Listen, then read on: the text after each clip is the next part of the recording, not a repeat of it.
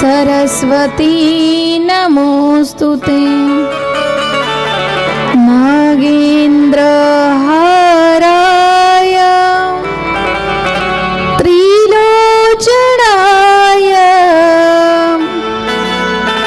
भस्मांगरागाय महेश्वराय नित्याय शुद्धाय दिगंबराय तस्मै नकाराय नमः शिवाय तस्मै नकाराय नमः शिवाय पुंडलीक वरदारी विठ्ठल श्री ज्ञानदेव तुकाराम पंढरनाथ माऊली ज्ञानेश्वर महाराज जगद्गुरु तुकाराम महाराज संत श्रेष्ठ निवृत्तीनाथ परम पूज्य संत स्वामी अनेक रूपी महाराज शिव हर हर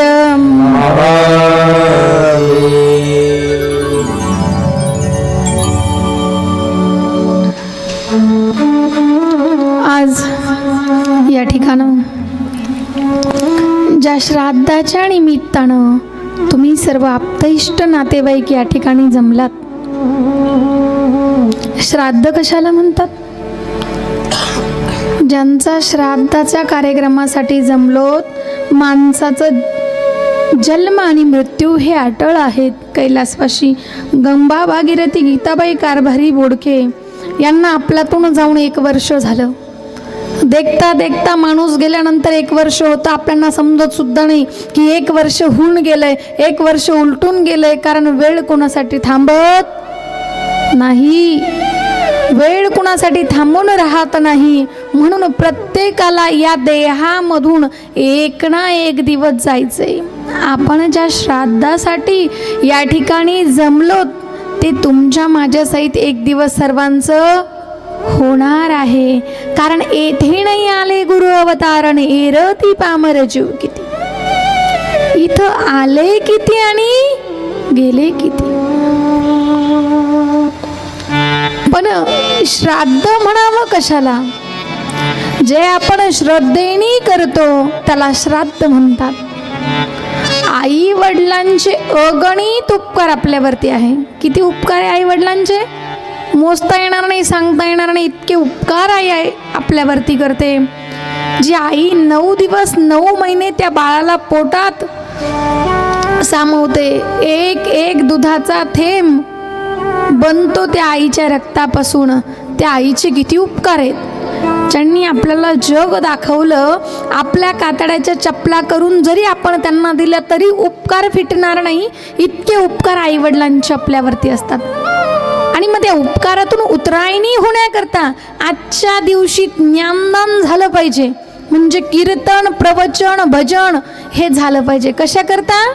गेलेल्या व्यक्तीच्या पुण्यामध्ये वाढ होते, त्याकरता कीर्तन, भजन, प्रवचन हे झालंच पाहिजे.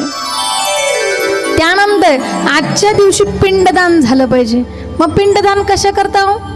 गेलेला व्यक्ती 1 वर्षभर गेलेल्या व्यक्तीचा हा प्रवास सुरू असतो आणि 1 वर्षभरानंतर तो जीव आत्मा हा पितृलोकात प्रवेश करतो. कधी?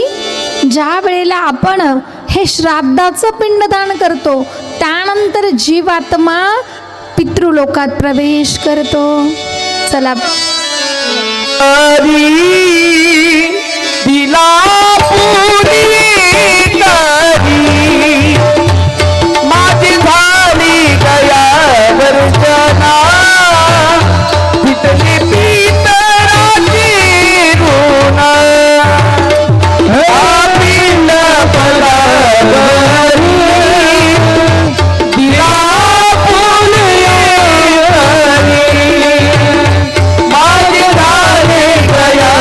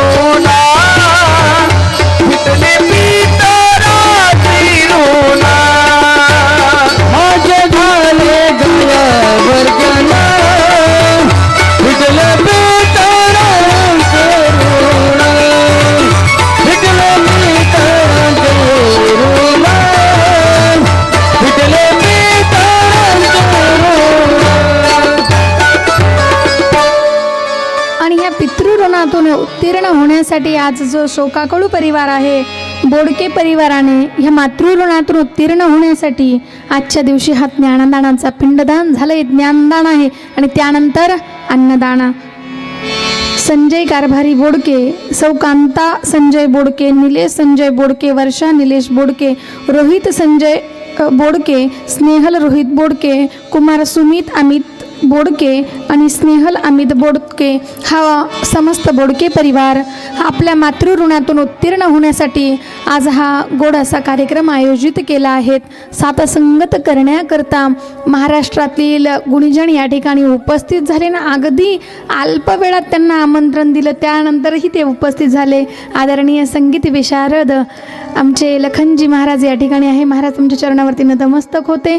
त्याच नंतर आमचे हरिभक्त परायण गायनाचार्य संदीप महाराज या ठिकाणी आहे.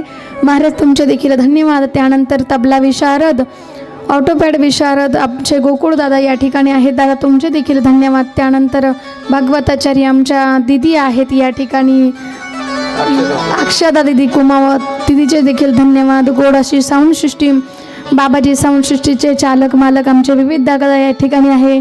दादा तुमचे देखील धन्यवाद. हा कार्यक्रम चॅनलवरती प्रक्षेपण करण्यासाठी आमचे रवींद्र महाराज आहेर सुद्धा या ठिकाणी आहेत. गोड असं आयोजन केलं कार्यक्रमाचं. आजच्या दिवशी पित्र यमाच्या दारामध्ये 12 वाजता आपल्या पुण्याचा घडा घेऊन उभे असतात.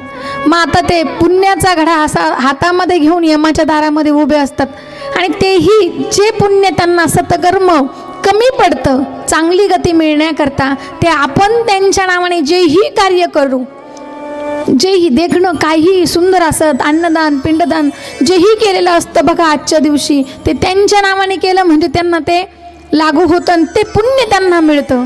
असं थोडं पुढं सरकून घ्या म्हणजे आलेले पाठीमागं बसतील. इथं या तुम्ही समोर या म्हणजे आलेले पाहून हे पाठीमागं बसतील, डिस्टर्ब होणार नाही. इकडे या समोर, समोरची जागा सगळी रिकामी आहे. या या सरका सरका, जागेवर नका सरकू. हा या या मस्त.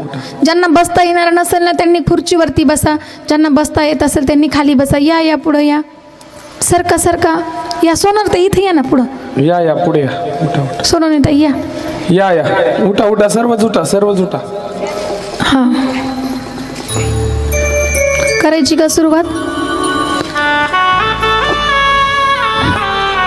तर बघा आपला विषय आहे देहाची या गावा आली. प्रत्येक जण आपण ह्या देहरूपी गावाला आलेलो आहोत.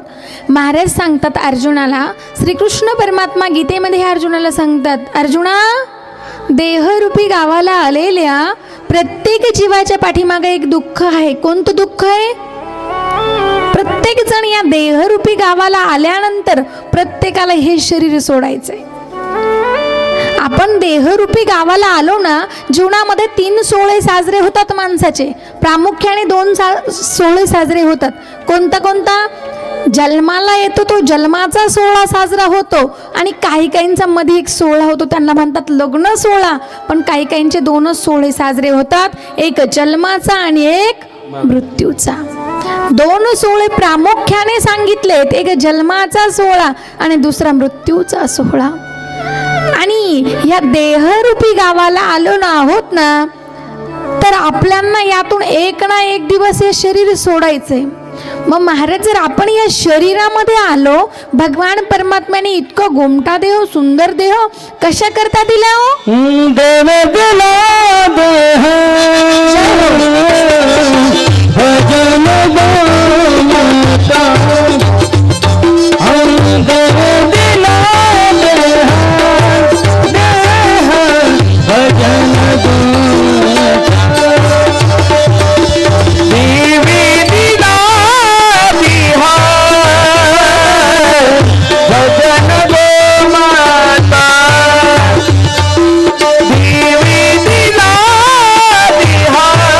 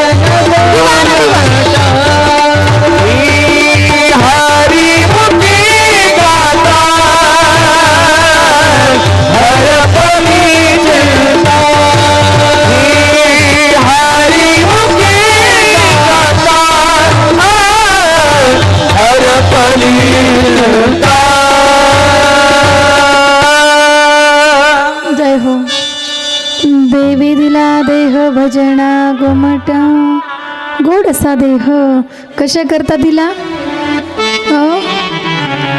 भजना करता. इकडं लक्ष द्या सर्वांनी.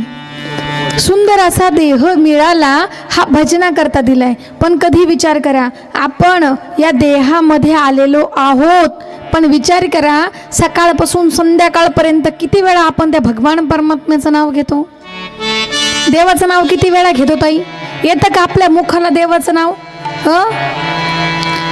ज्याने आपल्याला पाठवलंय कशा करता? ज्या वेळेला हा जीव आईच्या उदरामध्ये उलटा पडलेला असतो आणि तो भगवान परमात्म्याला नमस्कार करतो. महाराज एक वेळ करी या दुखा विगाळे, जय हो. एक वेळ करी या दुखा विगाळे, एक वेळ करी या दुखा विगाळे, एक वेळ करी या दुखा विगाळे, एक वेळ करी या दुखा विगाळे, एक वेळ करी या दुखा विगाळे, एक वेळ करी या दुखा विगाळे, एक वेळ करी या दुखा विगाळे. दुरिताची गाडी उगवून, दुरिताची गाडी उगवून, दुरिताची गाडी उगवून, दुरिताची गाडी उगवून, आठवीन पाय हा माझा नवस, आठवीन पाय हा माझा नवस,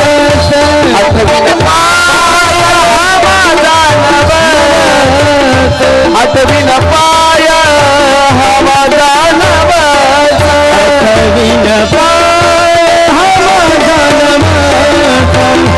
आठवीन पाय हा माझा नवस, आठवीन पाय हा माझा नवस, आठवीन पाय हा माझा नवस, आठवीन पाय, आठवीन पाय हा माझा नवस. जय हो. ज्या वेळेला हा देह आईच्या उदरामध्ये उलटा पडलेला असतो. आता आईच्या उदरामध्ये एक बंद कोठडीमध्ये ते बाळ कसं असतं माहिती का? त्याचे पायापाशी डोकं आहे, पाय डोक्याजवळ आहे. असं आईच्या उदरामध्ये जे बाळ आहे, जो मलमूत्राचा बांधा आहे, तो भगवान परमात्म्याला नमस्कार करतो. देवा, एक वेळ या दुःखातून मला वेगळं कर, मी रात्रंदिवस तुझं भजन करील.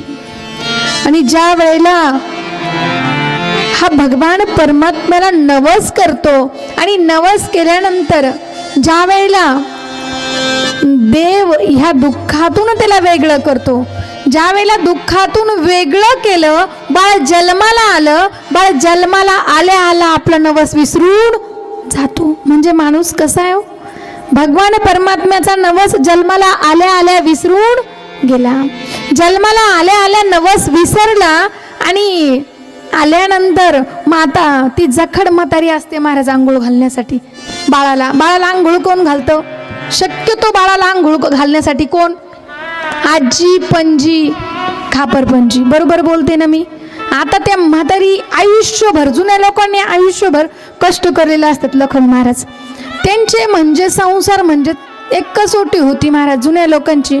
माझी आजी आजोबा मला सांगायचे की आम्ही 12 किलोमीटर पायी जायचो, कारण त्यावेळेला गाड्या नव्हत्या, घोड्या नव्हत्या महाराज. जुने माणसांनी कामं केलेले, आता जुन्या आजीने काम केलेलं आयुष्य कष्टामध्ये गेलेलं, त्यांचे हातपाय असे खरबुडे झालेले असतात महाराज. नेमकीच ते बाळ जन्माला येतं. आता ती जखड म्हातारी आंघोळ घालण्याकरता आता तिने पाय असे पुढं केले. आता आजीबाईचे पाय म्हणजे जणू काही बैलगाडीच्या धुऱ्याच. आता बाईने असे पाय पुढे गेले, त्याच्यावरती ते बाळ ठेवलं. आजीचा तडाखा पहिला नाकावरती राहतो. माझा नातू, त्याचं नाक कसं झालं पाहिजे? एकदम असं चिचकुळं झालं पाहिजे, नाकट्या नाकाचं नातू नको. म्हणून पहिल्यांदी आजी असं त्या बाळाचं आहे ना, हातावरती डोकं घेती, डोक्यावरती तेल टाकीती आणि डोकं थापिती, टाळू भरती. काय म्हणती? डोकं गोल झालं पाहिजे. नंतर ह्या कानात तेल टाकीती, पुन्हा असं करती, पुन्हा ह्या कानात तेल टाकीती. त्याच्यानंतर मग आजी दोन्ही हाताला तेल लावी ती आणि त्या बाळाचं असं नाक चिचकुळं झालं पाहिजे त्यासाठी. आता त्या नेमकी जन्माला आलेलं बाळ, आता जन्माला आलेल्या बाळाला किती वेदना होतात. आता त्या आजीचा हात फिरतो ना, जणू काही त्या बाळाला असं वाटतं की माझ्या अंगाहून वर खडते, बोराटे आहे ना त्या वर खडू राहिले, इतका त्रास इतक्या वेदना त्या बाळाला होत्या. आणि मग आजी सगळं झालं का पोर लांबलचक झालं पाहिजे म्हणून काय करते, उजवा हात डावा पाय, येशील का पुन्हा जन्माला, पुन्हा डावा हात उजवा पाय, येशील का पुन्हा जन्माला. तशा आयुष्याच्या ताना सुरू होत्या. तर थांबत्या का महाराज, निस्ते आयुष्यामध्ये निस्ते खड्डे हो. असं करता करता ते बाळ वाढायला लागलं, मोठं व्हायला लागलं महाराज. आता तुम्हाला सांगितलं वेळ कोणासाठी थांबून राहत नाहीत. आपण एखाद्याच्या घरी गेलो, एखादं बाळ जर बघितलेलं असलं, ते 4वी-5वीला असलं आणि नंतर 10-5 वर्षानंतर ते लग्नाजोगं दिसतं आपल्याला, आपण काय म्हणतो 10-5 वर्षानंतर ही पोरग एवढं होतं, आता डोक्या एवढं झालं. महाराज वेळ थांबून राहत नाही, कारण प्रत्येकाला जायचंय. कुणाच्या गवऱ्या वल्ल्या, कुणाच्या वाळल्या, कुणाच्या गाडीत भरल्या, कुणाच्या नेऊन पोचल्या. आजा गेला पंजा गेला, बाप मसना गेला, देखत देखत नातू पण तोही तई. जिंदगी किराए का घर है, जिंदगी किराए का घर है, एक ना एक दिन बदलना पड़ेगा, मौत जब तुझको आवाज देगी, घर से बाहर निकलना पड़ेगा. जिंदगी किराए का घर है, घर से बाहर निकलना पड़ेगा, मौत जब तुझको आवाज देगी, घर से बाहर निकलना पड़ेगा. रात की बात होगा समीरा,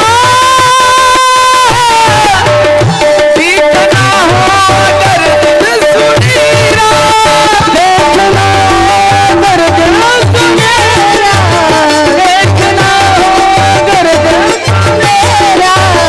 बाब फूलों की रखनी सी पहली, बाब फूलों की रखनी सी पहली, तुझको बितना पड़ेगा, मौत जब तुझको आवाज देगी, घर से बाहर निकलना पड़ेगा, मौत जब तुझको आवाज देगी, घर से बाहर निकलना पड़ेगा, मौत जब तुझको आवाज देगी, घर से बाहर निकलना पड़ेगा.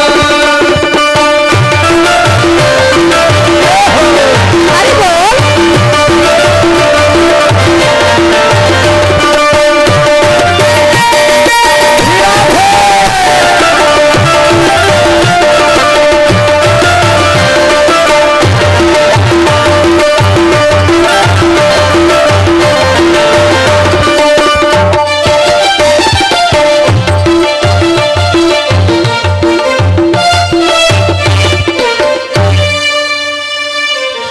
जिंदगी एक किराए का घर है. आता आपल्याला जो मिळालेला देह आहे हे किरायाचं घर सांगितलं महाराज. म्हणजे आपल्याला भाड्याने मिळालेला हा देह आहे. इकडे लक्ष द्या. आपण ज्या देहामध्ये आहेत तो कशासाठी, म्हणजे ज्याप्रमाणे कपडे फाटल्यानंतर आपण ते टाकून देतो त्याच पद्धतीने देहचं शरीर जीर्ण झालं, माणूस म्हातारा झाला, आत्मा ते शरीर सोडून देतो आणि दुसरं शरीर धारण करतो. मग 84 लक्ष योनी सांगितलेत.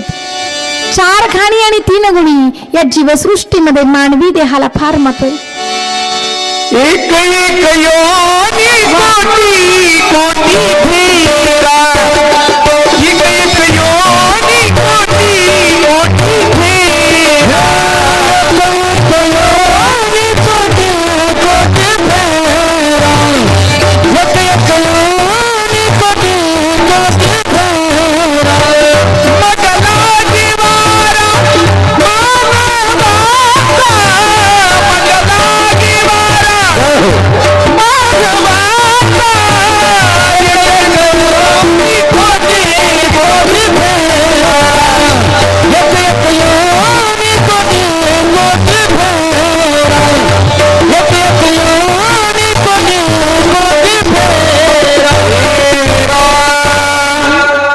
एक एक योनी कोटी कोटी फेरा मग लागे वारा मनुष्य देहाचा प्रत्येक जीवास 20 लक्ष वेळा वृक्षांमध्ये 9 लक्ष वेळा जलचर प्राण्यांमध्ये 11 लक्ष वेळा सरपटणाऱ्या प्राण्यांमध्ये 30 लक्ष वेळा पशुच्या घरी आणि 4 लक्ष मनुष्य भीतरी असा जन्म घ्यावा लागतो.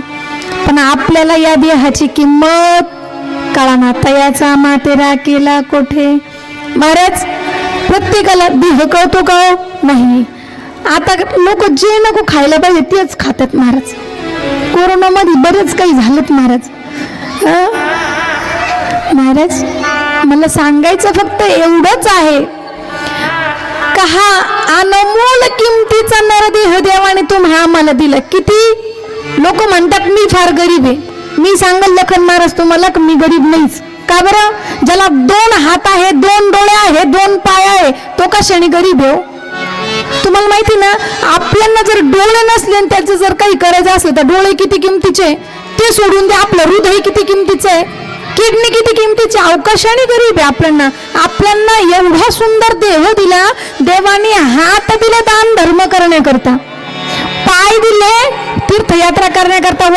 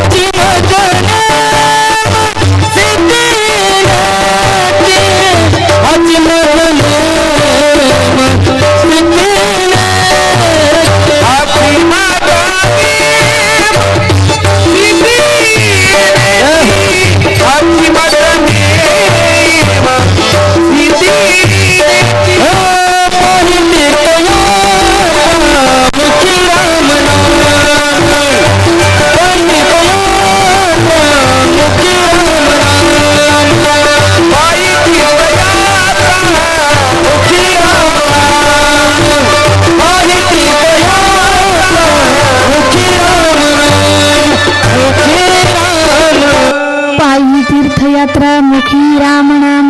मग आता घरामध्ये आपण नामचिंतन करत नाही ना मग काय केलं पाहिजे. भगवान परमात्मा ज्याने तुम्हा आम्हाला हे मडके सगळे घडवले देवाने. देवाकडे किती साचे एवढे सगळेजण आपण बसले पण एक माणूस एकासारखा नाही महाराज. बघा एखादे जुळे असतात बहीण भाऊ तरी ते सेम टू सेम दिसत नाही. किती लीला आहे त्या विधात्याची त्या भगवान परमात्म्याची. का त्याने एवढी सगळे जण घडवले पण एक सुद्धा एकासारखा दिसत नाही. किती लीला त्या माझ्या भगवान परमात्म्याकडे. मग आता त्याने पाय दिले तीर्थयात्रा करण्याकरता. तीर्थयात्रा जायचं आहे महाराज. पण आता काही ना जर म्हटलं ना महाराज आम्ही चाललोय आता काशीला चला काशीला ते म्हणते ह्या वर्षी जमत नसतं म्हणले. ह्या वर्षी पोराचं लग्न आहे ह्या वर्षी जमणार नाही. काय ना म्हटलं नाही चला तीर्थयात्रेला. ते सांगतात आमचे पोरं लहान आहे ना अजून आमचं काही वय आहे का तीर्थयात्रा करायचं. मग कधी म्हटले पोरं थोडी मोठी होऊ द्या मग जाऊ तीर्थयात्रेला. मग थोडीशी मोठं झाल्यावर मग भेटले एका ठिकाणी मग म्हणायचं चालतात पंढरपूरच्या वारीला. मग ते सांगतात अहो आता कुठं जमत असतात का. आता मुलं मोठ्या वर्गात गेले आता कॉलेजला गेले आता काही जमत नाही. मग आता पोरांची लग्न होऊ द्या घरात करायला कोणी नाही. सुनबाई येऊ द्या मग घेऊन जातो. सुनबाई आली मग त्यांना भेटायचं मग म्हणायचं येते का आता आम्ही चाललो होतो. मग ते म्हणतात आता काही जमत नाही. आत्ताच मुलाचं लग्न झालं नवीन सुनबाई घरात आली तिला घरातलं काहीच माहिती नाही आणि तिला सोडून कसं जायचं. मग त्यांना विचारायचं मग येतात का तीर्थयात्रेला नातू पण तू झाल्यावर. ते म्हणतात नाही आता नातू सांभाळायला लागतो. सुनबाई जॉबला जाते अजूनही काही जमत नाही. मग त्यांना विचारायचं कधी येतात. अहो महाराज संसार म्हणजे वांजोट झाड आहे ज्याला फुलं येत नाही फळं येत नाही असं वांजोट झाड म्हणजे संसार आहे. संसार कसा आहे करा करा करा आणि अटॅक आले का मरा. आणि मग कधी संसार करणार देव परमार्थ कधी करणार आहे. संसार करायचा नसतो तो ऑटोमॅटिक होतो. मी तुम्हाला सांगितलंय मुलगा झाला मोठा होणार त्याचं लग्न होणार नातू पण तू होणार सगळं आपल्या डोळ्यात देखतच. तसं परमार्थ हा केल्याशिवाय होत नाही. जगवे सकळ सीता हात चाला बया पायी तब तू आपली सैत जाई चितयाला जाया चुकू नको हात चाला बया पायी तब तू आपली सैत जाई चितयाला जाया चुकू नको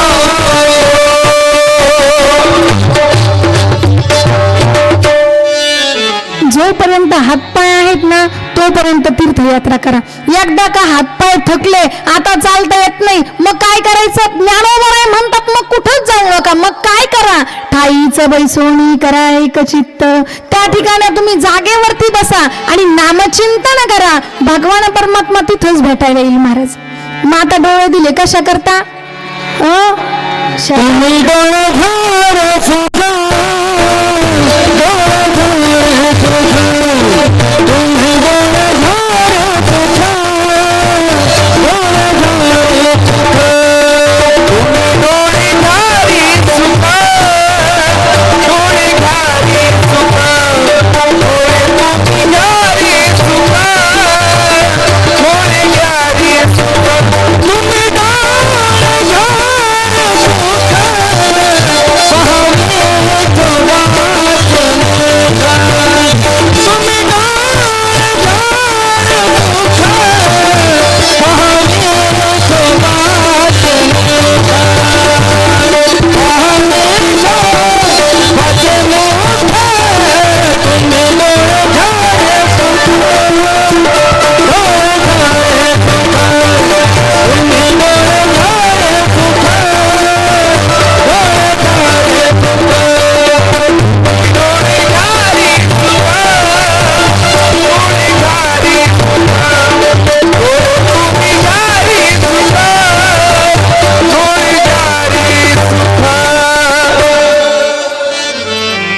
डोळे कशा करता दिले?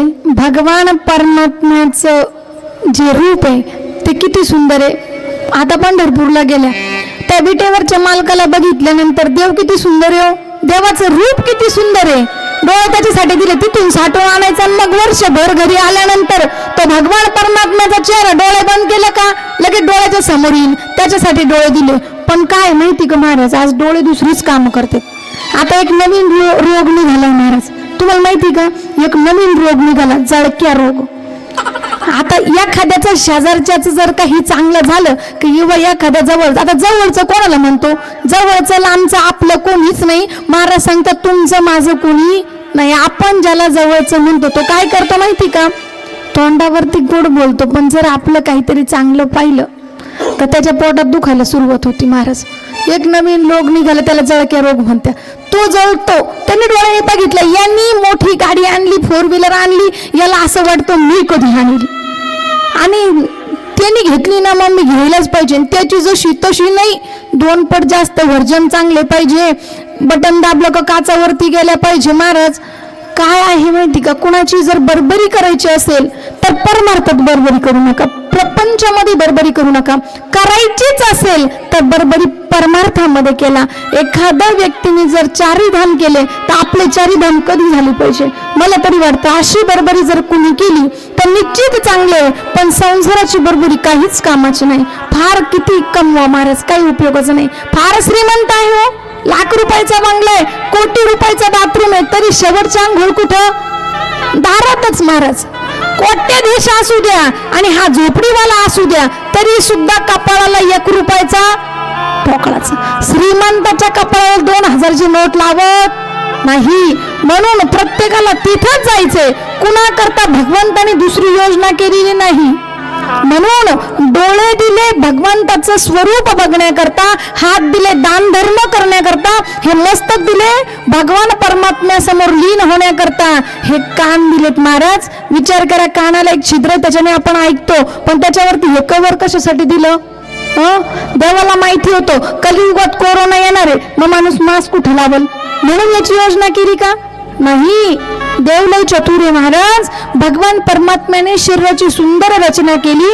रामायणामध्ये असं वर्णन आलंय, जो कानाने भगवान परमात्म्याचे गुणगान ऐकत नाही त्याचे कान नसून ते सर्पाचे बिळे महाराज.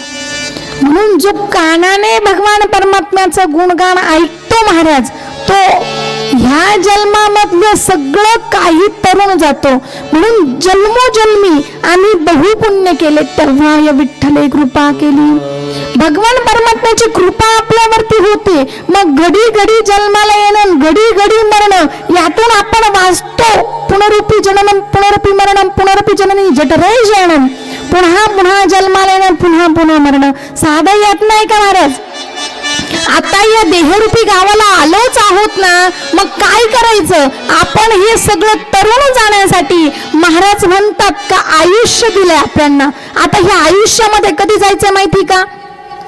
आता मी इथं बसले कुणावर नाही घेत मी इथं बसले आता थोड्या वेळानंतर काय होईल कोणाला माहिती का नाही. म्हणून भगवान परमात्म्याने अजून 2 अधिकार भगवान परमात्म्याकडे ठेवले. कोणते कोणते. माणसाला कधी जायचं हे त्याला सांगता येत नाही. आणि अजून सुद्धा रक्त हे कोणाचं तरी घ्यावंच लागतं आपल्याला. ते अजून संशोधन झालंय पण ते बनवता आलं नाही महाराज. भगवान परमात्म्याने अशा फार गोष्टी आहेत का ज्याच्यावरती अधिकार फक्त भगवान परमात्म्याचा. ह्या देहावरती अधिकार कोणाचा आहे. तुमचा माझा अधिकार नाही. मग कोणाचा. देह हे काळाचं आहे धन कुबेराचं येथे मनुष्याचे काय आहे. इथं तुमचं माझं काय. महाराज सांगतात इथं आपलं काहीच नाही. मग काय करावं. शरण जा उदरा पांडुरंगा. त्या भगवान परमात्म्याला शरण जा करण्याचा क्षणाचा देखील भरोसा नाही. क्षणभंगूर नाही भरोसा. सावध व्हा. थोडा माया आशा ही जी माया आहे ना आपला तुमचा परका हे काही कामच नाही महाराज. कोरोना आपल्याला शिकून गेला. बघा आपल्याकडे ज्या वेळेला कोरोना आला होता त्यावेळेला जर पत्नीला कोरोना झाला तर पती तिच्या बरोबर जायचे सेवा करायचे मुलं सेवा करायचे. बरोबर आहे का. कोरोना जर पत्नीला झाला तर सुना मुलं तिची सेवा करायचे. बरोबर सांगते का मी नाही. बघा कोरोनानं आपल्याला शिकून गेला. ज्या व्यक्तीला कोरोना झाला त्याला क्वारंटाईन करायचे आणि त्याच्याजवळ कोणी जात नव्हतं. म्हणजे आता कलियुग सुरू झालं आणि कलियुगातले फक्त 5000 वर्ष पूर्ण झालेत तरी भयानक भयानक रोग येत आहेत महाराज. आणि कोरोनाने आपल्याला शिकवून दिलं की मुलगा आपला नाही बायको आपली नाही किंवा बायको पत्नी आपली नाही कोणीच कुणाचं नाही ह्या जगामध्ये नाही रे नाही कुणाचे भोग नाही रे नाही रे नाही कुणाचे भोग नाही रे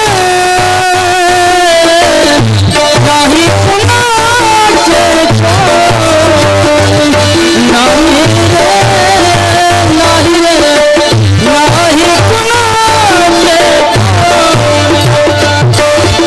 बहीण कुणा दोन्ही भाऊ कुणाचे कोण कुणाचे सखे सोयी रे बहीण कुणाचे भाऊ कुणाचे कोण कुणाचे बहीण कुणाची भाऊ कुणाचे कोण कुणाचे सखी सोयी रे बहीण कुणाचे भाऊ कुणाचे कोण कुणाचे वेदावरती कर्मराईने तुझ दिलदारी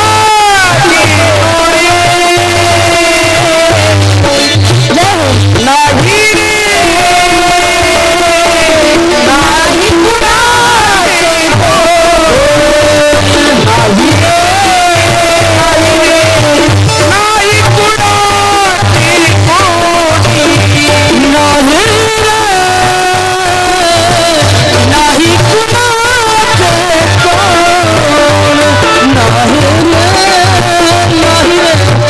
नाही कुणाचे राजा माई सबला राजा माई सबला राजा माई सबला राजा माई सबला राजा माई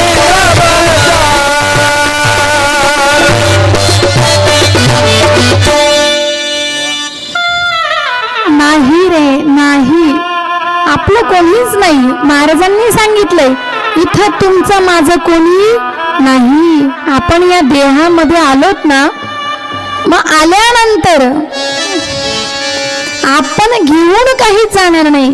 फक्त एकच गोष्ट आपल्या बरोबर येणार आहे केलेले सत्कर्म दान धर्म आणि पुण्य हे आपल्या बरोबर आलंय. माणूस आला रिकाम्या हाताने, जाणार सुद्धा रिकाम्या हाताने, पण आयुष्यामध्ये आल्यानंतर पुण्य आपल्या बरोबर घेऊन जातं. मग ह्या आयुष्यामध्ये आपण आल्यानंतर कुठं पुण्य कुठं पाप हे आपण ठरवू शकत नाही, कारण धर्माची तो मूर्ती आणि पाप पुण्य तुझी, धर्माची मूर्ती पाप पुण्य तुझ्या हाती. काय अवघड आहे महाराज. काही काही म्हणतील सकाळून पुण्य करून दुपारून पाप, झालं पाप पुण्य समान की मनुष्य जन्म घेऊ, कारण पाप पुण्य समान झाल्याशिवाय मनुष्य जन्म मिळत नाही. आता पाप पुण्य समान होण्याची गोष्ट आहेत महाराज. कधी कधी आपण पुण्य करायला जातो पण पाप होतो महाराज. आता कधी कधी बघा, आपण आता जास्तीत जास्त भगवान शिवजींची भक्ती करतो. कलियुगामध्ये जर काही साध्य करायचं असेल ते कशाने होईल माहिती का? भगवान भोलेनाथांच्या सेवेने. जे आपल्याकडे नाही, तर जे आपल्या याच्यामध्ये नाही ना ते सुद्धा आपल्याला मिळेल. त्यासाठी भगवान शंकराची भक्ती करायला लागेल महाराज. माता शिवजी, आता महादेव म्हणजे जो कालो के काल, देव के देव, जो महादेव. आणि हे महादेवाची ज्या वेळेला आपण जलाभिषेक करण्याकरता महादेवाच्या मंदिरामध्ये जातो बघा. आता करण्याकरता काय करण्याकरता गेलो आपण? पुण्य करण्याकरता. इकडे बघा, काय करायला गेलो? पुण्य करायला गेलो.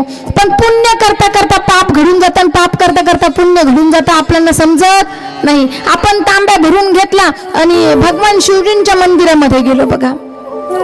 शिवजींच्या मंदिरामध्ये गेल्यानंतर आता आपल्याकडे जल आहे, जल घेऊन गेलो. त्याआधी कोणीतरी पूजा करते. आता त्या शिवपिंडीवरती कोणीतरी पूजा करून गेलो. आपण घेऊन गेलो तांब्या, जल घेऊन गेलो ना. आता ते जल समर्पित करणार भगवान भोलेनाथांना, ते जल समर्पित करणार. मग आता आपण पुण्य करतोय का पाप करतोय? पुण्य करतोय का पाप करतोय? बोला ना. पुण्य करतोय, होय की नाही? पण आपल्याकडून पाप होतोय. कशाचं पाप होतोय? कारण आपण जल घेऊन गेलो, समोरच्यानी बेलपत्र वाहिले, अक्षदा भस्म समर्पित केलंय ते देवाला, आणि आपण पाणी जलधारी त्याच्यावरती ज्या वेळेला चालू करू त्यावेळेला समोरच्याची पूजा मोडणार आहे. म्हणजे आपलं पुण्य नाही, पाप आपल्याला लागतंय महाराज. मग त्यासाठी काय सांगितलं?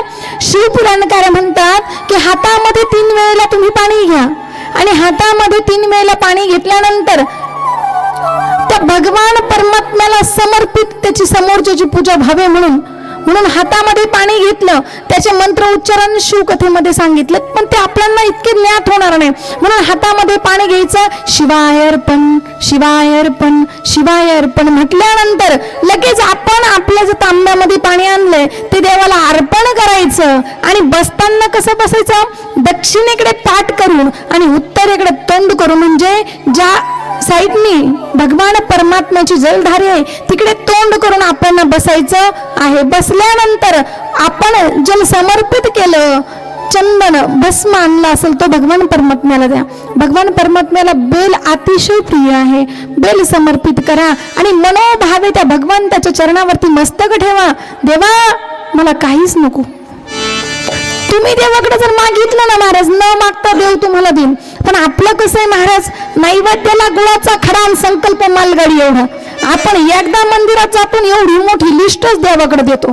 देवा मुलाचं लग्न होऊ दे, मुलीला मुलगा होऊ दे, देवा मुलीचं कल्याण होऊ दे, मै पोरगी परीक्षेत पास होऊ दे, आमचं कल्याण होऊ दे, ह्या वर्षी बंगला होऊन जाऊ दे, पीक पाणी चांगलं येऊ दे. इतकी मोठी लिस्ट देवाकडे. तुम्ही देवाच्या मंदिरात जा, काहीच मागू नका, त्याच्या फक्त पाया पडा, तो दिल्याशिवाय राहणारच नाही. शिव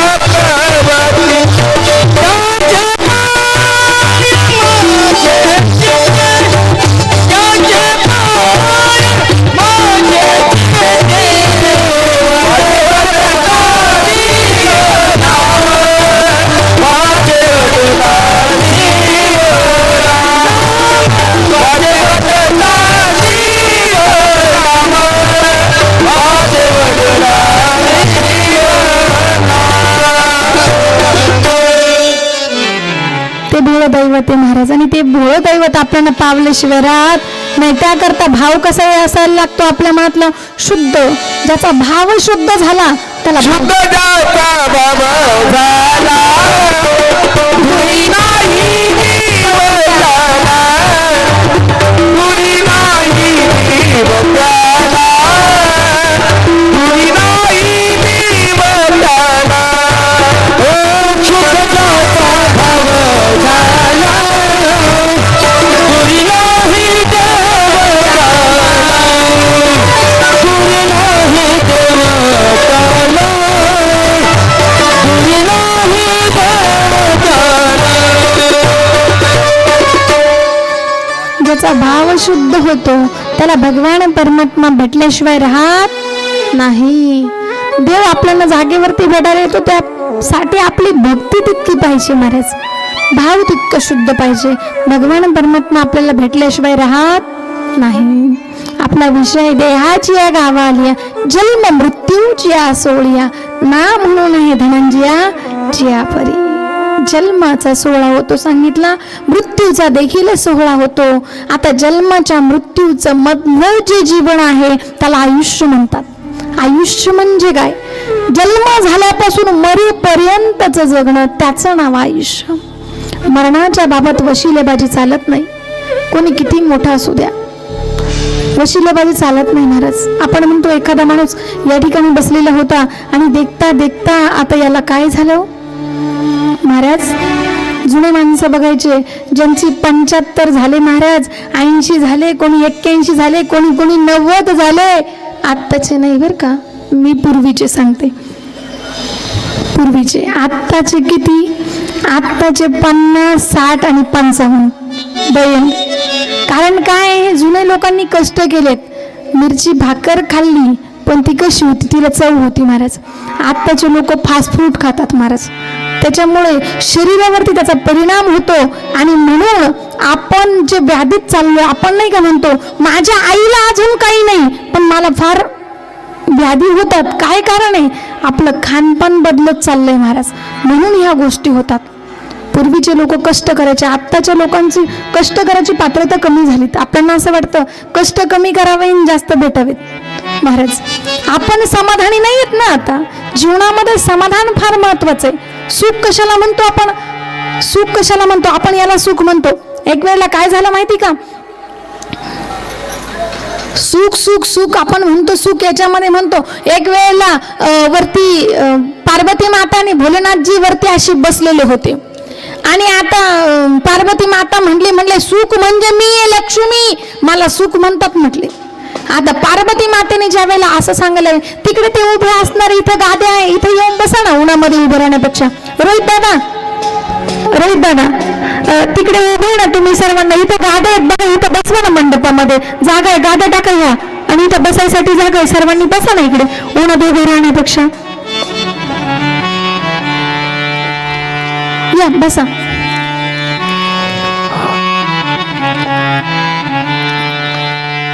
बघा आता पार्वती माता आणि कैलास पर्वतावर भगवान भोलेनाथ शेजारी शेजारी बसलेले. आता दोघांची सुरू झाली. आता पार्वती माता म्हणे मी श्रेष्ठ आहे, म्हणे मी लक्ष्मी, मी श्रेष्ठ आहे. देव म्हणे अगं मी श्रेष्ठ आहे. दोघांची सुरू झाली महाराज. देव म्हणे अगं मला किंमत आहे. म्हणते माता म्हणले अहो असं काय म्हणतायत म्हटले, अहो आम्हाला किंमत आहे. ह्या कैलास पर्वतावर असं म्हणायला लागल्यानंतर मग आता ते विष्णू भगवंताकडे गेले. विष्णू भगवंताकडे गेल्यानंतर पार्वती मातेने सांगितलं, म्हणले लक्ष्मी मातेला, म्हणले बघ तू लक्ष्मी आहेत, म्हणले तुला किंमत आहे, हे म्हणतात मला किंमत आहे. आता विष्णू भगवंत म्हणायला लागले मी श्रेष्ठ आहे, त्या लक्ष्मी माता म्हणतात मी श्रेष्ठ आहे. असं चाललं महाराज. तिकडे इकडे कैलास पर्वतावर, तिकडे वैकुंठामध्ये नारद महर्षी म्हणतात. असं करता करता लक्ष्मी माता म्हणले बघायचं का तुम्हाला? विष्णू भगवान परमात्म्याला श्रीहरीला म्हटले तुम्हाला बघायचं का कोण श्रेष्ठ आहे? म्हणले हो. मग त्यांनी लगेच मृत्यू लोकामध्ये असं बघायला सुरुवात केली. तर नेमकीच मृत्यू लोकावरती एक व्यक्ती मरण पावला होता. त्याची प्रेत यात्रा निघाली महाराज. प्रेत यात्रा घेऊन चालले 4 खांदेकरी महाराज. त्याच्या पुढे पाणी देणारा आहे, त्याच्या पाठीमागं रडणारी माया, असं सगळी प्रेत यात्रा चालली महाराज. आता यांना लीलाच करायची होती महाराज. यांनी काय केलं, त्या प्रेत यात्रा जिथे चालली होती ना तिथे लक्ष्मी मातेने अशा मोहरा पाडायला सुरुवात केली. आता थोड्याशा मोहरा पडायला लागल्या म्हटल्यानंतर आता थोड्याच मोहरा पाडताय. ज्यांना थोडं वैराग्य प्राप्त नव्हतं ना महाराज ते त्या मोहरा गोळा करायला लागले. आता थोड्याशा मोहरा पडल्या म्हटल्यानंतर त्यांनी गोळा करून घेतल्या, पण आता थोड्याशा अजूनच जास्त मोहरा पडायला लागल्या. मग आता जे प्रेताला ते जेवढे सगळे आले होते ना शेवटच्या अंत्ययात्रेला ते सगळे इकडं तिकडं पळायला लागले. सगळेजण मोहरा गोळा करायला लागले. कोणाच्या पिशीत मोहरा, कोणाच्या वटीमध्ये मोहरा, कोणाच्या पदरामध्ये मोहरा, सगळेजण मोहरा गोळा करायला लागले महाराज. आता सगळेजण इकडे तिकडे. लक्ष्मी माता बघून म्हणते, अहो श्रीहरी बघितलं का, अहो मला किती किंमत आहे बघा. म्हणले सगळेजण त्या प्रेताला अंतिम यात्रेला आले, म्हटले सगळेजण मोहरा गोळा करायला लागले, मला किती किंमत आहे. आता श्रीहरी म्हणले थांब ना, अजून वेळ आहे ना, मी सांगतो ना तुला. आता सगळेजण मोहरा गोळा करतात. आता मोहरा प्रेताच्या समोर पडायला लागल्या गड्या. ज्याच्या हातामध्ये जे मडकं होतं ना त्यांनी मडकं खाली ठेवलं, ते मोहरा गोळा करायला लागले महाराज. ज्यांच्या खांद्यावरती प्रेत होतं त्यांनी प्रेत खाली ठेवलं, ते मोहरा गोळा करायला लागले. आता बघितलं ना, म्हणले जे खांदेकरी होते त्यांनी प्रेत खाली ठेवलं, मोहरा गोळा करते. म्हणले बघितलं ना, म्हणले मला, मी लक्ष्मी आहे, मी सुख आहे, मला किती किंमत आहे. आता देवाने सांगितलं, म्हणले बघ सगळेजण मोहरा गोळा करू लागले का. म्हणले सगळेजण मोहरा गोळा करताय. म्हणे पण ऐक ना, एक तो झोपलेला आहे ना, म्हटले तो का बरं मोहरा गोळा करत नाही, त्याला सुखाची अपेक्षा नाही का. मग त्यावेळेला लक्ष्मी माता म्हणते, हा गड्या तो झोपलेलाच आहे. म्हणे अगं जोपर्यंत मी त्याच्यामध्ये आहे, म्हणजे तो आपल्यामध्ये आहेत ना, तोपर्यंत याला किंमत आहे. एकदा आपणच निघून गेलो तर याला काहीच किंमत नाही. म्हणून जोपर्यंत आपल्यामध्ये देव आहे तोपर्यंत त्याचं नामचिंतन करा, त्याचं गुणगान का. हा अनमोल किमतीचा देह एक दिवस जाणार आहे. जो खाटेवरती आला तो ताटेवरती येणारच आहे. एक दिवस घराच्या बाहेर आपण निघणार आहोत आणि हे शरीर आपल्याला सोडायचंय महाराज. हा देह हे सगळं माईक आहे महाराज. हे सगळं काय आहे, माईक आहे महाराज. हे क्षणिक सुख, ज्या क्षणिक सुखाची तुम्ही आपण अपेक्षा करतात, कधी विचार करा संसारामध्ये आपल्याला सुखच नाही, कारण सुख दिसतच नाही कुठं, तरी त्याच्यासाठी आपण किती झटतो. मी तुम्हाला सांगते, जितकं संसारामध्ये करतात त्या पेनच्या पॉइंट इतकं जरी आपण भगवान परमात्म्या करता झटलो ना महाराज, आपण उद्धरून जाऊ. संसारी असुनी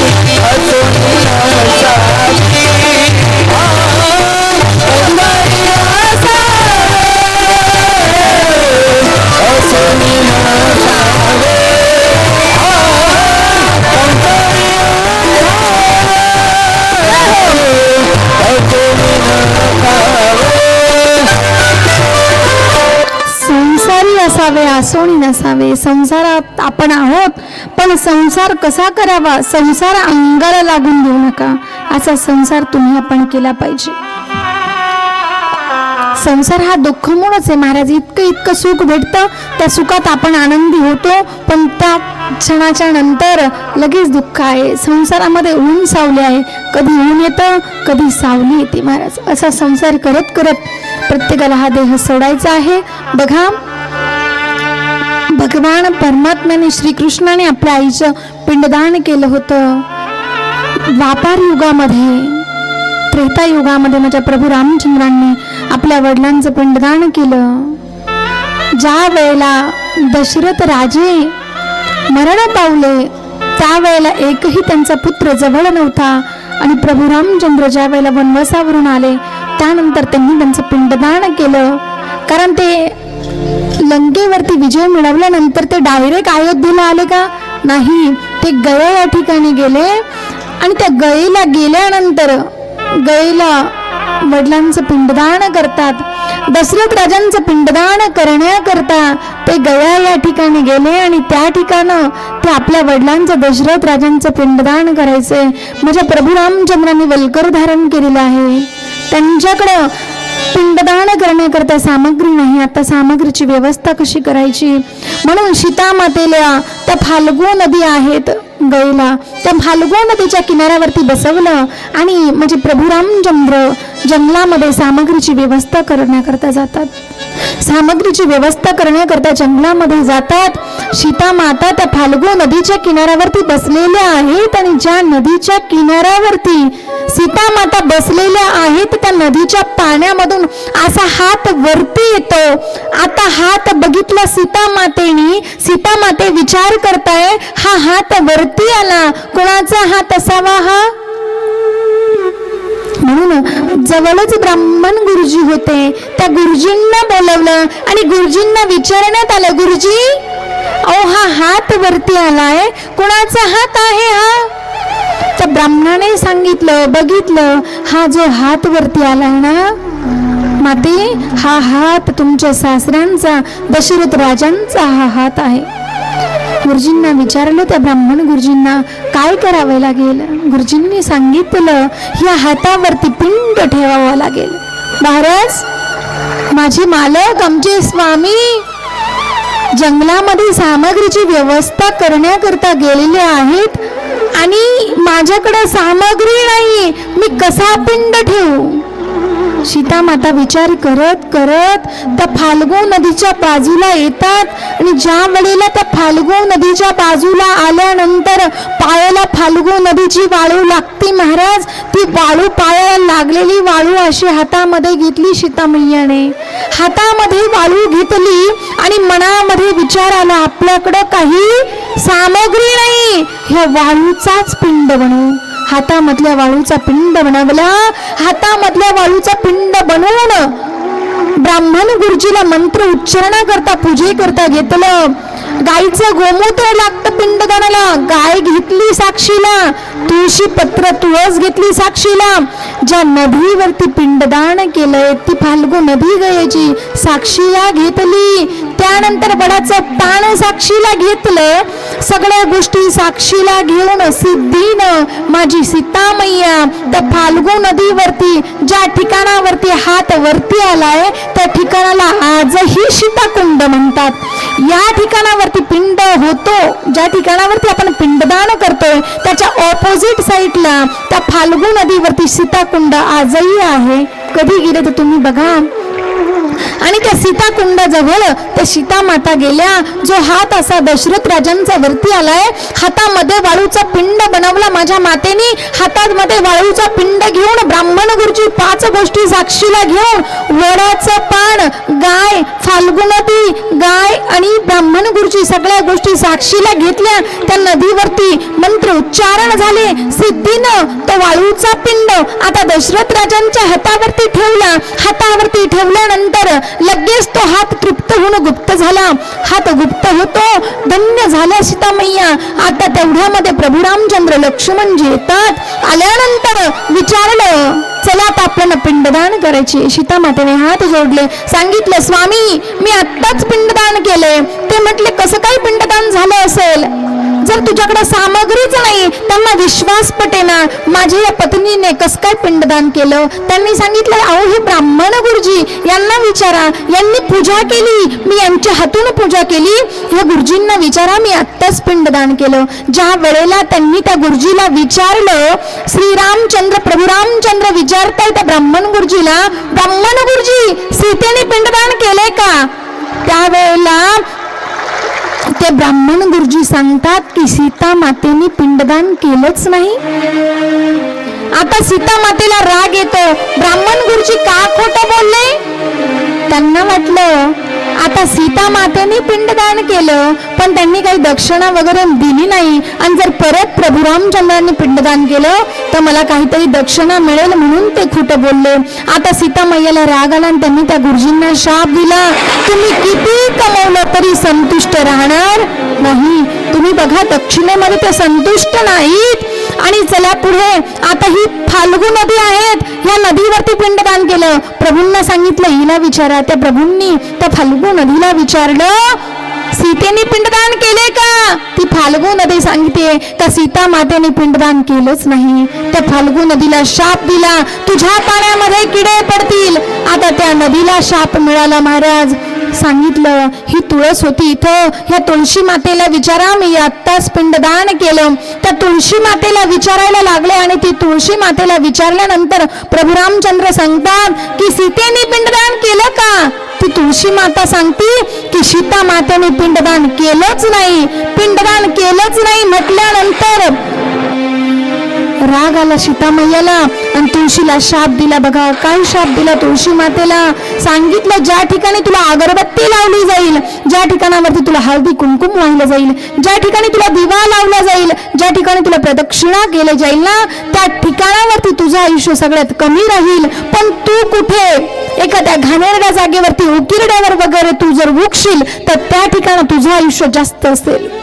सीता मातेला त्या तुळसा मातेला शाप दिला आणि तुळशीला शाप दिल्यानंतर सांगितलं, म्हणलं ही गाय आहे, या गायीला विचारा. त्या गोमातेला विचारलं प्रभू रामचंद्रांनी सीतेने पिंडदान केलं का. त्या गायीने सांगितलं सीतेने पिंडदान केलंच नाही.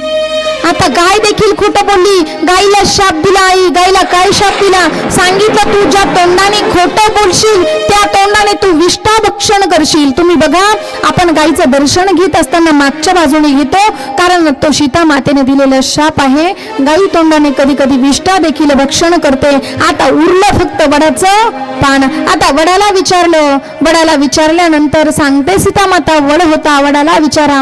आता वडाला विचारल्यानंतर वड सांगतोय का सीता मैयाने आत्ताच पिंडदान केलं. आनंदित झाल्या, आशीर्वाद दिला वडाला. सांगितलं की तुला सर्वात जास्त आयुष्य राहील आणि तुझ्यासारखं आयुष्य मिळवण्याकरता तुला प्रदक्षिणा देखील केली जाईल. तुम्ही जर कधी गयेला गेले तर वडिलांचं पिंडदान मातृपितृ पिंडदान होतं. महाराज गयेला गेल्यानंतर तुम्ही बघा एक पिंड ते आता त्या वडाला सुद्धा द्यावा लागतो. काय कारण आहे, कारण त्या वड साक्षी झाला म्हणून पिंड वडाला देतात. पहिलं पिंडदान गयेला माझ्या सीता मैयाने केलं आणि म्हणून साधू संतांनी पिंडदान केले, देवाने पिंडदान केलंय. तुम्ही आपण सुद्धा केलं पाहिजे. आपल्यावरती आई वडिलांचे अगणित उपकार आहे, त्या उपकारांची परतफेड करता येत नाही. महाराज आई वडिलांचे ऋण आपल्यावरती आहे, आईचा रुबाब आहे. कोणता सांगू का तुम्हाला. आई जर आपल्या दारामध्ये बसलेली असली आणि एखाद्याला जर आपल्याकडे यायचं असलं काही घ्यायला काही मागायला, तर तो आपल्याला फोन करतो किंवा विचारतोय दादा किंवा ताई अगं मला हे पाहिजे होतं. आपण म्हणतो अरे ये ना माझ्या घरी. अरे कस काय येऊ, तुझी म्हातारी आई दारामध्ये बसली ना. म्हणजे आई म्हातारी जरी झाली तरी तो आपला रुबाब आहे, कारण तो दबदबा आहे. बघा ज्या वेळेला तो दबदबाच काळाच्या पडद्या आड जातो ना महाराज, त्या वेळेला काय वेदना होतात महाराज. आई आहे तोपर्यंत कळत नाही महाराज, कारण ज्याला हात आहे त्याला हाताची किंमत विचारा, ज्याला पाय आहे त्याला पायाची किंमत विचारा, ज्याला नाही ना त्याला किंमत आहे त्याला विचारा पायाची काय किंमत आहे. ज्याला हात नाही त्याला हाताची किंमत विचारा. ज्या लेकराला माय नाही ना महाराज त्या लेकराला विचारा ना आईची किंमत. महाराज एका ठिकाणी कार्यक्रमाला गेलो. कार्यक्रमाला गेलेले असताना बाळाच्या हाताच्या नखाच्या बोटाला लागलं. बाळ रडत होतं. अहो लहानपणामध्ये त्या लेकराची माय गेली. ज्या वेळेला त्या बाळाला जन्म देता देता त्या डॉक्टरनी सांगितलं, पतीचं इतकं प्रेम पत्नीवरती होतं महाराज, त्या पतीला सांगितलं, म्हटले तुमची एकतर पत्नी वाचेल नाही तर बाळ वाचेल. नवऱ्याने एका क्षणामध्ये सांगितलं माझी पत्नी वाचली पाहिजे, पण त्या आईला जाऊन विचारलं डॉक्टरनी तुम्ही वाचाल नाही तर तुमचं बाळ वाचेल. त्या आईने सांगितलं मला काही झालं तरी चालेल पण माझ्या बाळ वाचलं पाहिजे महाराज. आणि डिलेव्हरीमध्ये ती बाई गतप्राण होते आणि बाळ जिवंत राहतं महाराज. आणि ते बाळ जिवंत राहिलं, त्याला मामा मावशांनी सांभाळलं. मामाच्या घरी ते बाळ आहे बघा. कार्यक्रमाला गेलो, त्या बाळाच्या नखाला लागलेलं बाळ फुंदी फुंदी रडतंय. छोटस 2-3 वर्षाचं लेकरू आहे, त्याच्याकडे कोणी बघा ना महाराज, कारण ज्याची माय असते ना महाराज, लगेच आई दारापर्यंत जाते, त्या बालकाला बघते आणि लगेच सांगते सोन्या दाद्या आतमध्ये ये, त्याला गोंजारते, त्याला काही लागलं तर त्याला उराशी लावते. पण ज्याची माय जाते ना महाराज, त्याला उराशी लावायलाच कोणी नसतं. आणि मग त्या बाळाला म्हटलं बाळा हाताला लागलंय ना, तू तुझ्या आईकडे जा ना बेटा, तुझ्या आईला सांग म्हटलं. त्या बाळाने सांगितलं महाराज, माझा हात धरला त्यांनी, त्या आईच्या फोटोपर्यंत नेलं त्या बाळाने. म्हटलं ताई तुम्ही देवाचं करताना, म्हटलं हो बाळा. अहो अक्षरशः डोळ्यामध्ये अश्रू आलेत. म्हणे माझ्या आईला बोलून घ्या ना. म्हटले माझ्या आईला फोटोमध्ये जाऊन बसली महाराज, येत नाही हो माझी आई. किती दिवसापासून मी त्या आईची वाट पाहतोय तरी सुद्धा आई आजपर्यंत आली नाही. चुकलं तुझं बाई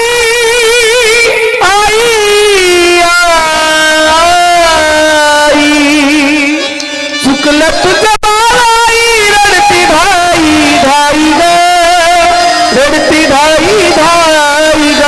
ये ना माझी आई ग, ये ना माझी आई ग, ये ना माझी आई ग, तू ये ना माझी आई ग, ये ना माझी आई ग, तू ये ना माझी आई ग, ये ना माझी आई ग, तू ये ना माझी. चुकलं तुझं बाई आई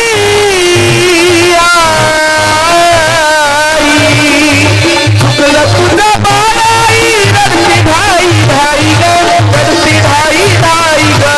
ये ना माझी आई ग, ये ना माझी आई ग, ये ना माझी आई ग, तू ये ना माझी आई ग, ये ना माझी आई ग, तू ये ना माझी आई ग, ये ना माझी आई ग, तू ये ना माझी आई. एक दात ये गाई तुझ्या बाळासाठी, तुझ्या बाळासाठी आई तुझ्या बाळासाठी. तरसून गेलो गाई रूप पाहण्यासाठी, रूप पाहण्यासाठी आई रूप पाहण्यासाठी. एक दात ये गाई तुझ्या बाळासाठी, तरसून गेलो गाई रूप पाहण्यासाठी. चंद्रदत्त बाळा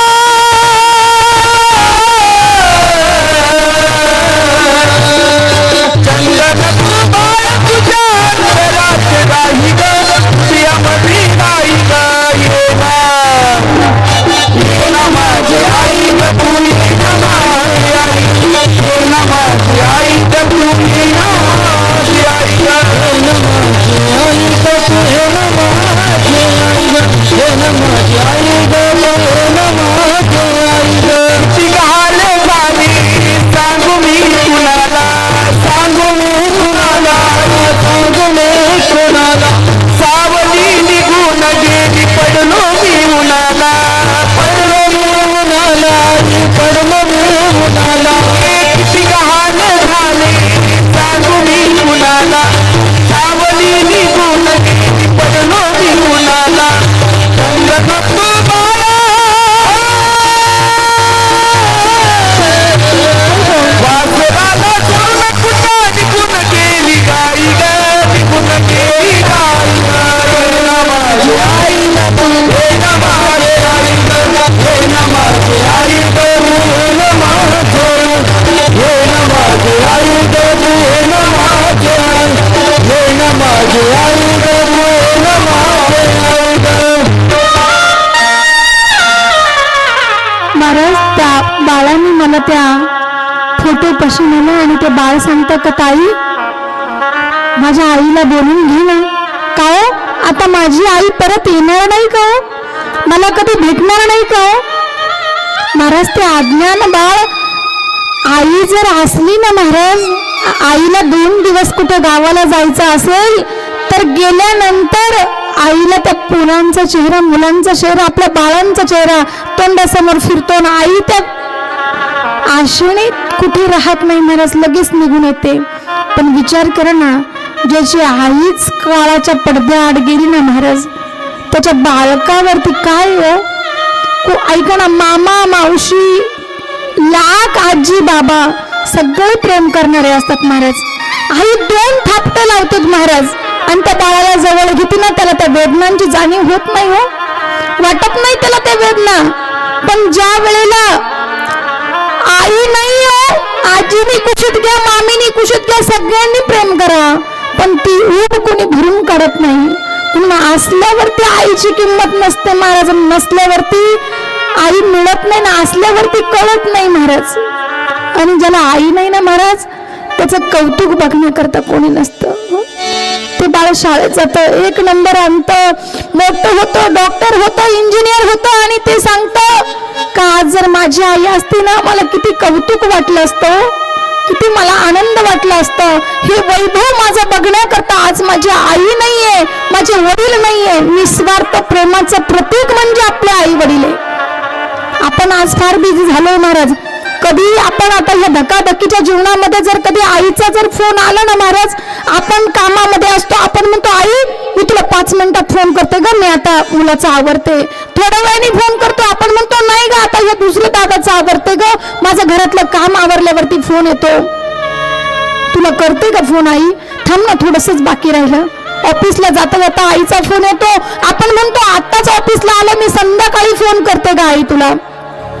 आणि एखाद्या दिवशी फोनच असा येतो ना महाराज, का तुझी आई निघून गेली म्हटल्यानंतर, गेल्यावरती रडायच्या अगोदर असल्यावरती आईला जीव लावा, आईवरती प्रेम करता, बाबावरती प्रेम करा. बाप पडद्याचा कलाकार आहे, बाप दाखवत नाही बोलून महाराज, पण बाप पाया आहे आणि आई कळस आहे. ज्या वेळेला पाया ढसळतो ना महाराज, त्यावेळेला घर अंगावरती पडतं, आणि ज्या वेळेला कळस पडतो त्यावेळेला त्या बापाला असं होतं का हा प्रपंच कसा सांभाळावा. म्हणून तरुणपणामध्ये कुणाची पत्नी जाऊ नये आणि लहान बाळाची माय जाऊ नये महाराज. जोपर्यंत आई वडील आहेत तोपर्यंत आई वडिलांची सेवा करा. जोपर्यंत आई वडील आहेत ना तोपर्यंत मायला माहेर आहे महाराज. का एकदा आई गेली का माहेर गेलं महाराज. आपल्याला माहेर कुठपर्यंत. भाऊ प्रेम करत नाही का, भाऊजाई प्रेम करत नाही का, सगळे प्रेम करतात महाराज. पण जोपर्यंत आई आहे ना, 75 वर्षाची आई असू द्या आणि 50 वर्षाची मुलगी असू द्या, 75 वर्षाची आई 50 वर्षाची पोरगी दारामध्ये गेली ना लखनदादा, तर तांब्या हातामध्ये घेते, कुटका घेते, असा वळती महाराज. आणि आई अशी तोंडाने बोट घुरतील, कडाकड मोडती, तिला आई म्हणतात. आणि ज्या वेळेला आई जाते ना त्यावेळेला ही लेक माहेरामध्ये गेल्यानंतर पिशवी घेते हातामध्ये. आपले भाऊ भाऊजाई नव्हते महाराज घरामध्ये, कारण वहिनी सांगते दारापर्यंत वहिनी येते आणि वहिनी सांगते 4-5 महिने झाले आत्यांना जाऊन. जोपर्यंत आत्या होतं ना तोपर्यंत घराला कुलूप नव्हते महाराज, कारण कधी कुलूप लावायची गरजच पडली नाही. आता त्या निघून गेल्या ना, आता घराला कुलूप लावावं लागते. आतापर्यंत आई दारापर्यंत पिशवी घ्यायला यायची वहिनी आली महाराज, पण आता ती बोट मोडणारी माय नाही महाराज. लेकीचं माहेरापर्यंत सगळे प्रेम करतात, सगळे घेतात येतात, पण आईची जी माया आहे ना ती पिशवीमध्ये बाजूलाच पैसे ठेवील, काहीतरी बाजूला ठेवेल माझ्या लेकीसाठी. आणि आल्यानंतर लेक ती पिशवीमधून काढून ती आई त्या लेकीला देते. अगं आडव्या हाती ठेवलं होतं ग तायडे तुझ्या. किती श्रीमंत घरी मुलगी असू द्या, बापाची परिस्थिती किती गरीब असू द्या महाराज, तरी सुद्धा प्रेम तितकंच असतं महाराज. आणि एकदा का आई काळाच्या पडद्याआड गेली, या जगात मूर्ती नाही आई तुझ्या मूर्ती वाली. या जगात मूर्ती नाही अनमोल जन्म तुला काय तुझे उपकार फिरणार नाही. अनमोल जन्म तुला काय तुझे उपकार फिरणार नाही. अनमोल जन्म तुला काय तुझे उपकार फिरणार नाही. अनमोल जन्म तुला काय तुझे उपकार फिरणार नाही. शाळेतून घरी येताना आई उशीर मजला होई.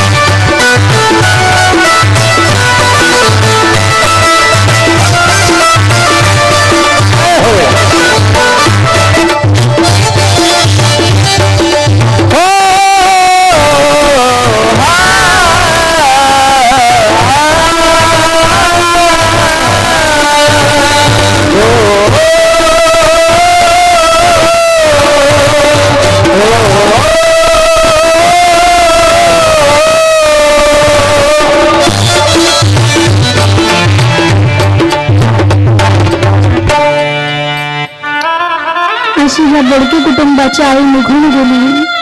त्यांच्यावरती हा दुःखाचा डोंगर आहे. जोपर्यंत चंद्र सूर्य आहेत तोपर्यंत भगवान परमात्मा करो त्या मातेला त्यांच्या चरणापाशी जागा देऊ. आमच्या संजय काकांनी आणि कांता मावशींचा मला फोन आला, रोहित दादाने फोन केला आणि त्या निमित्तानं गोड असं आयोजन केलं या कुटुंबाने. बघा, आई कोणाला मरो वाटत नाही हो, पण ज्या वेळेला जायची वेळ असते त्याला जावाच लागतं. तुम्ही सर्व आप्तेष्ट नातेवाईक या ठिकाणी आलात. त्यानंतर आमचं सर्व मंच, सर्व लखन दादा असतील, आमचे संदीप दादा, आमचे गोकुळ दादा, आमचे कुमावत ताई, आमचे विवेक दादा, निकोन साऊंड सिस्टीम, त्यानंतर गोड असा मंडप आमच्या बगडे साहेबांचा आहेत. त्यानंतर आमचे रवींद्र दादा शूटिंगसाठी आहेत. सर्वांचे धन्यवाद करते. मी याच ठिकाणी थांबते. एकदा निवृत्ती दादा भजन होईल आणि त्यानंतर कार्यक्रमाची समाप्ती होईल. निवृत्ती माझा